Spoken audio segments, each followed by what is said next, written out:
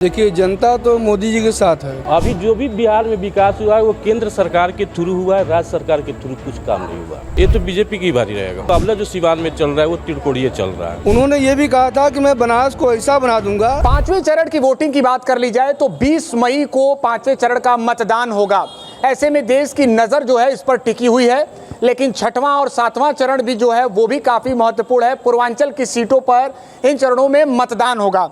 अलग अलग जनपद से जो लोग काशी पहुंच रहे हैं, हम उनसे जानने का प्रयास कर रहे हैं कि उनके क्षेत्र में मिजाज क्या है। हालांकि केवल इनके ही आधार पर पूरे जनपद का जो समीकरण है वो हम नहीं समझ सकते, लेकिन निश्चित तौर पर ये जानने का प्रयास करेंगे कि वोटों को लेकर या पार्टियों को लेकर इनके क्या क्या मत हैं। आप कहाँ से हैं? मैं यूपी देवरिया रुद्रपुर से हूँ। आपके जनपद में बीते 5 सालों में विकास हुआ है कि नहीं? बहुत सारा विकास हुआ है सर, और बहुत सारी चीज़ें डेवलपमेंट हुई है।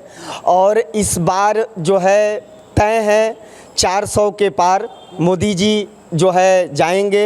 और 400 पार पर काफी वीडियो भी वायरल हो रहे हैं, उसके मजे भी लिए जा रहे हैं, आप ये जान रहे हैं ना? तो उसके मज़े लिए जा रहे हैं, तो मज़ा लेने वाला जो है ना वो एकदम दंग रह जाएगा कि ये कैसे असंभव चीज़ संभव हो गया।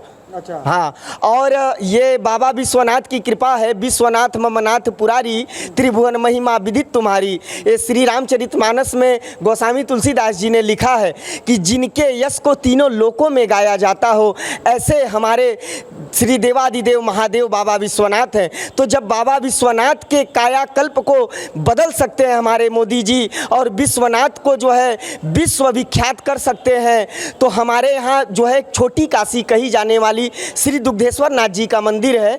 आप कभी अपने मोबाइल फ़ोन पे सर्च करिएगा गूगल के माध्यम से, श्री दुग्धेश्वर नाथ मंदिर जो है हमारे रुद्रपुर में जो है राजा रुद्र। हाँ, महादेव का आशीर्वाद। हाँ, आप कह रहे हैं कि प्रधान। हाँ जी, एकदम मिलेगा। और लोगों से हम यहाँ पर बात करते हैं। आप कहाँ से हैं? मैं बिहार सिवान से हूँ। सिवान से हैं। कविता सिंह जी वहाँ की सांसद हैं जी। क्या लगता है सिवान में 5 साल बीते 10 सालों में क्या विकास वहाँ पर हुआ है, क्या काम हुआ है? इस बार जनता जेडीयू को मौका देगी या कोई अलग? देखिए, अभी तो जेडीयू से कविता सिंह थी, सांसद थी, अभी तो उनको टिकट भी नहीं मिला। ठीक है, और वहाँ जो मुकाबला जो सिवान में चल रहा है वो तिरकोड़िए चल रहा है। अच्छा जी। किसके किसके बीच में मुकाबला है? ये जेडीयू से कुशवाहा हैं और हिना साहब हैं। अच्छा, ये बताइए कि वहाँ पर तेजस्वी यादव की जो सभाओं में भीड़ उमड़ रही है वो क्या दर्शा रही है? क्या बिहार इस बार कुछ अलग सोच रहा है? क्या एनडीए और इंडिया गठबंधन की लड़ाई में किसका पलड़ा भारी है? ये तो बीजेपी की भारी रहेगा। बीजेपी की। जी। आप कहाँ से भैया? आगे आ जाइए। मैं छत्तीसगढ़ से भाई साहब। छत्तीसगढ़ से। छत्तीसगढ़ में क्या लग रहा है, वोटरों का मिजाज क्या है छत्तीसगढ़ में? हमारे यहाँ 11 लोकसभा सीट है और 11 के 11 मोदी जी के झोली में जा रहे हैं। 11 के 11 हो? 11 वजह क्या है? वजह क्या है? मोदी जी की गारंटी, मोदी गारंटी जो वहाँ पे चल रही है। महतारी वंदन योजना, जो प्रत्येक महतारियों के खाते में 1,000 रुपया डाला जा रहा है।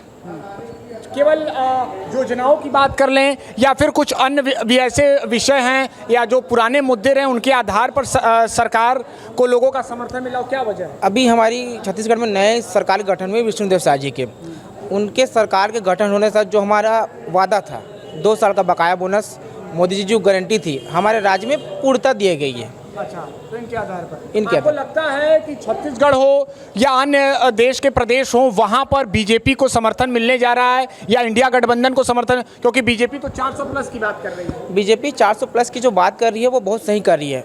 भारतीय जनता पार्टी, बीजेपी और नरेंद्र मोदी के जो नेतृत्व में जो पूरे देश में विकास हुआ है वो पूर्व में कभी नहीं हुआ है। चलिए, और लोगों से हम बात करेंगे। काशी के अलग अलग धार्मिक स्थलों पर जाने के लिए लोग बड़ी संख्या में आ रहे हैं, आपसे मुलाकात भी करते हैं। लोगों का क्या मानना है? जो ये 400 प्लस की बातें कही जा रही है, क्या उसमें हकीकत लग रहा है या वास्तविक तौर पर इससे कुछ अलग तस्वीर होने वाली है? देखिए, जनता तो मोदी जी के साथ है। और बनारस में आपको बता दें, मोदी जब स्टार्टिंग में आए थे शुरू में, तो उन्होंने कहा था गंगा, माँ गंगा ने मुझे बुलाया है, मैं माँ गंगा का पुत्र हूँ, बालक हूँ। ठीक है, उन्होंने मुझे गोद लिया है पहली बार जब खड़े हुए थे। और उन्होंने ये भी कहा था कि मैं बनारस को ऐसा बना दूंगा कि बनारस पर्यटक का मतलब बहुत बड़ा क्षेत्र हो जाएगा। और आज मोदी जी ने वो किया है। 10 साल में मोदी जी ने इतने बनारस में काम किए हैं कि वो गिनाया नहीं जा सकता है। चाहे गंगा सफाई अभियान ले लीजिए, विश्वनाथ कॉरिडोर ले लीजिए, और अंतर्राष्ट्रीय स्टेडियम बन रहा है, और आपका जो है अमूल का प्लांट लगा है, और इस तरह के मतलब बहुत सी चीज़ें, और स्टार्टअप इंडिया का भी स्टार्ट किया है, जिसमें जो यंग एज के लड़के हैं वो नए नए धंधे बिजनेस स्टार्ट कर रहे हैं, ठीक है, स्टार्ट कर रहे हैं धंधे बिजनेस। और योजनाओं का जो प्रभाव है वो देखने को मिलेगा। तो आसपास के जनपद का क्या मिलेगा? गाजीपुर से भी कई यहाँ पर लोग दर्शन करने के लिए आते हैं विश्वनाथ जी, इसके अलावा भी अलग अलग। देखिए, मेरे यहाँ बंगाल से भी आते हैं, राजस्थान से भी आते हैं, हर जगह से, हर स्टेट से आते हैं लोग, और मैं सबसे पूछता भी हूँ।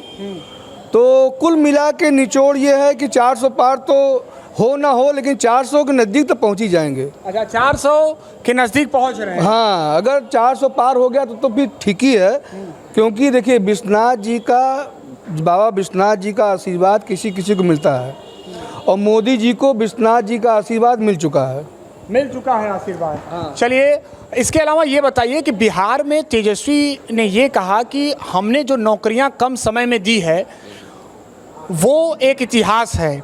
आपको लगता है कि इसका प्रभाव पड़ेगा, युवाओं पर प्रभाव पड़ेगा? बिल्कुल नहीं, बिल्कुल नहीं, कोई प्रभाव नहीं पड़ेगा। ना कभी नौकरी मिला है और ना भी मिला हुआ है। उन्होंने तो कहा है, उन्होंने तो ये ना, उन्होंने तो बहुत कुछ कहा है, और बिहार के नेता तो ऐसे भी बहुत कुछ लोग कर देते हैं। अभी जो भी बिहार में विकास हुआ है वो केंद्र सरकार के थ्रू हुआ है, राज्य सरकार के थ्रू कुछ काम नहीं हुआ वहाँ पे जी। अच्छा। और आज की डेट में अगर जो केंद्र सरकार अकेले लड़ती बिहार से तो 40 सीट है, 40 के 40 उनकी झोली में जाती है। भारतीय जनता पार्टी अकेले लड़ती थी? बिल्कुल। तो देखिए, चुनाव के ठीक पहले अगर नीतीश कुमार साथ में आए हैं बीजेपी से, इससे पहले वो आरजेडी के साथ थे, तो इसका क्या प्रभाव होगा? इसको जनता नहीं, ये प्रभाव तो गलत हो गया ना नीतीश कुमार के आने से सरकार में, इनके बीजेपी के साथ में। अच्छा, गलत हो गया? गलत हो गया। कैसे गलत हो गया? बहुत गलत हो गया। बिहार की जनता कोई नीतीश कुमार से खुश नहीं है, और ना राजद से कोई खुश है। कुल मिला के वहाँ के नेता ही सही नहीं है। अच्छा, तो नीतीश कुमार से भी खुश नहीं है, आरजेडी से भी, तेजस्वी यादव से भी नहीं खुश है, तो खुश किससे हैं? किसी भी वहाँ के जो भी दल है ना, एक बीजेपी के छोड़कर वहाँ के किसी भी दल के नेता से खुश नहीं है। ये हकीकत है। हकीकत है, वहाँ के कोई क्षेत्रीय नेता किसी काम लायक लोग नहीं है, कोई काम लायक नहीं है। तो इस बार क्या सोच रही है बिहार की जनता? अब मजबूरन तो करना ही पड़ेगा। मरता क्या न करता, बीजेपी को तो देना ही पड़ेगा। अच्छा, बीजेपी और उनके सहयोगी दलों के साथ? बिल्कुल बिल्कुल। तो इस बार बड़े भाई की भूमिका में कौन होगा? हालांकि बीजेपी अधिक सीटों पर वहां पे लड़ रही है, लेकिन बड़े भाई की भूमिका में बिहार किसको देख रही है? बिहार किसको देख रहा है? बिहार तो मोदी को देख रही है। मोदी को। बिल्कुल। चलिए, आने वाले वक्त में देखना होगा कि किसको जनता का समर्थन मिलता है, लेकिन अब नजर होगा कि 5वें चरण में मतदान कितने प्रतिशत होता है। एबीपी लाइव के लिए वाराणसी से निशांत चतुर्वेदी।